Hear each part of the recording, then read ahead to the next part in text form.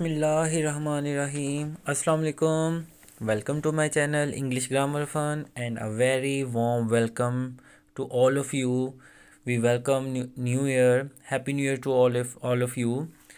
आज का टॉपिक इंतहाई इंटरेस्टिंग है। ये है जी difference between British and American English. इसको मैंने दो हिस्सों में डिवाइड किया है। आज इंशाल्लाह हम फोकस करेंगे वोकेबलरी के ऊपर, ग्रामर के ऊपर, फॉर्मेटिंग और टोन के ऊपर। स्पेलिंग वाला पोर्शन जो है कल इंशाल्लाह डिस्कस करेंगे। तो फॉर्मेटिंग का मतलब होता है डेट के बारे में, ये जब मैं बताऊंगा इंशाल्लाह तो इन डेप्थ आपको बताऊंगा। टोन से मुराद ये है कि कैसे ब्रिटिश और अमेरिकन एक दूसरे को वेलकम करते हैं, कैसे वो एक दूसरे को हाय हेलो कहते हैं। हमारा प्राइम फोकस जो होगा वो आज होगा इंशाल्लाह वोकेबलरी के ऊपर। ब्रिटिश और अमेरिकन इंग्लिश में क्या वो वोकेबलरी के डिफरेंसेस हम देखते हैं डे टू डे लाइफ में। हमारे लिए both are right, because English हमारे लिए सेकंड लैंग्वेज है, हमारी ये मदर टंग नहीं है। लेकिन हमने सिर्फ ये जानना है कि ब्रिटिश के इक्विवेलेंट अमेरिकन कौन सा वर्ड यूज़ करते हैं, स्पेलिंग में कहाँ डिफरेंस आता है, ग्रामर में क्या कोई डिफरेंस है, और डेट की फॉर्मेटिंग में क्या तब्दीली है, कैसे दोनों कंट्रीज़ में लोग एक दूसरे को वेलकम करते हैं, हाय हेलो कहते हैं। हम इंशाल्लाह ये डिफरेंस आज के और कल के लेक्चर में जानेंगे। चलें जी, स्टार्ट करते हैं वोकेबलरी को। सबसे पहले हम जानेंगे कि ब्रिटिश में कीमे की इंग्लिश है मिंस्ड बीफ, जबकि अमेरिकन इसके इक्विवेलेंट ग्राउंड बीफ कहते हैं। ब्रिटिश जो है पेट्रोल कहते हैं, पेट्रोल पंप कहते हैं, जबकि अमेरिकन गैसोलीन या गैस स्टेशन कहते हैं।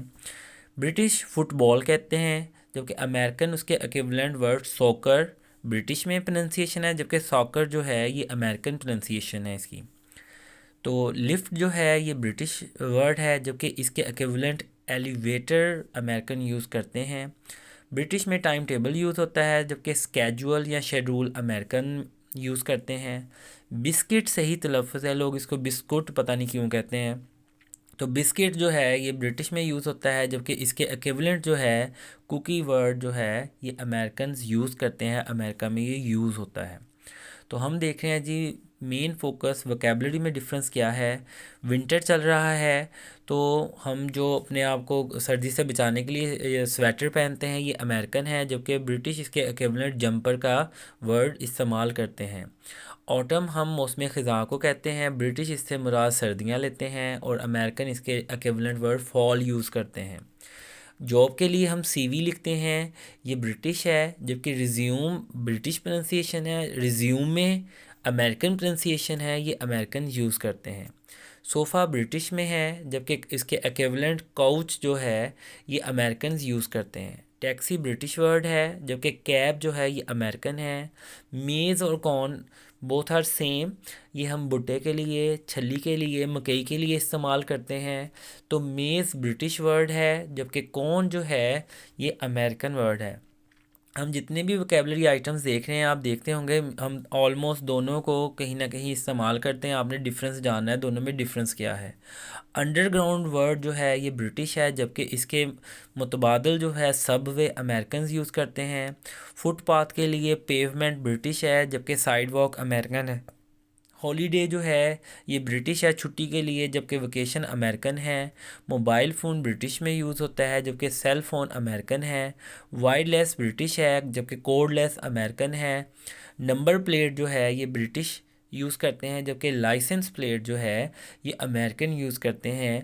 तो जितनी भी वोकेबलरी आइटम आपको बताई गई है इसमें आप देखें कि कौन सी ब्रिटिश है और कौन सी अमेरिकन है। बोथ आर राइट, हमारे लिए दोनों राइट हैं, कोई भी गलत नहीं है। सिर्फ आपने डिफरेंस जानना है कि कौन से ब्रिटिश यूज़ करते हैं, कौन से अमेरिकन यूज़ करते हैं।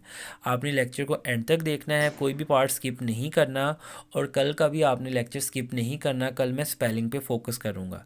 तो नेक्स्ट देखते हैं जी, हमारे पास अगर ग्रामर की बात करते हैं तो मैंने ये पॉइंट पहले भी बताया हुआ है, दोबारा बताता चलूँ कि प्रेजेंट परफेक्ट टेंस और पास इंडेफिनिट में अक्सर ओवरलैपिंग होती है।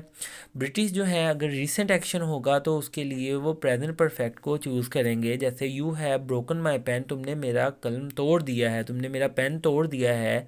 जबकि अमेरिकन के लिए इसी एक एक्शन के लिए सेकेंड पॉसिबिलिटी होगी, वो पास्ट इंडेफिनिट को प्रीफर करेंगे। यू ब्रोक माई पेन, तुमने मेरा कलम तोड़ा, तुमने तुमने मेरा पेन तोड़ा, बोथ आर राइट। तो आपने सिर्फ डिफरेंस जानना है। मैंने आपको ये जब प्रेजेंट परफेक्ट टेंस और पास्ट इंडेफिनिट का बताया था तो उसमें मैंने बताया था कि इसमें ओवरलैपिंग होती है। तो उसी बात को हम आगे लेके चलते हैं। ब्रिटिश प्रेजेंट परफेक्ट को प्रीफर करेंगे जबकि अमेरिकन पास्ट इंडेफिनिट को प्रीफर करेंगे। आज के लेक्चर में सबसे इंटरेस्टिंग पॉइंट जो मुझे बड़ा अच्छा लगा है वो है जी फॉर्मेटिंग। फॉर्मेटिंग क्या है कि आपने जब भी डेट लिखनी है वो कैसे लिखनी है। मैंने जब लेटर लिखा था तब भी मैंने डेट के बारे में बताया था, कमेंट में भी बताया था, लेटर लिखते हुए भी बताया था। तो देखते हैं जी। ब्रिटिश सबसे पहले दिन को लिखते हैं, उसके बाद महीना और एंड पे साल आता है।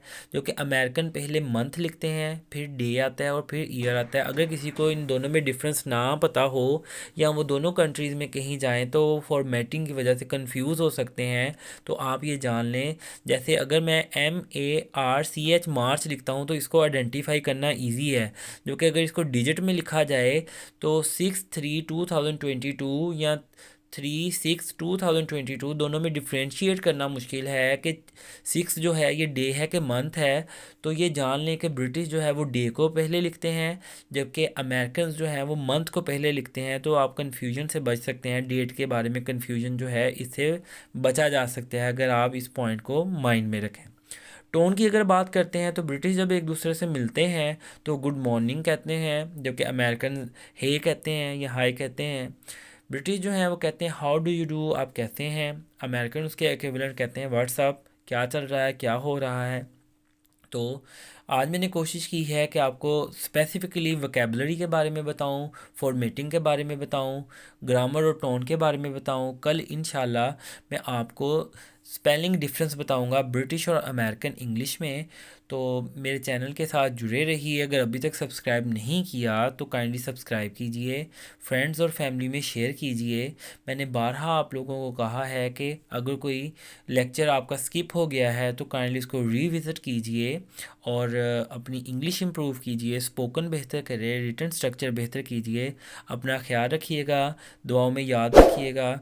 अल्लाह हाफिज़।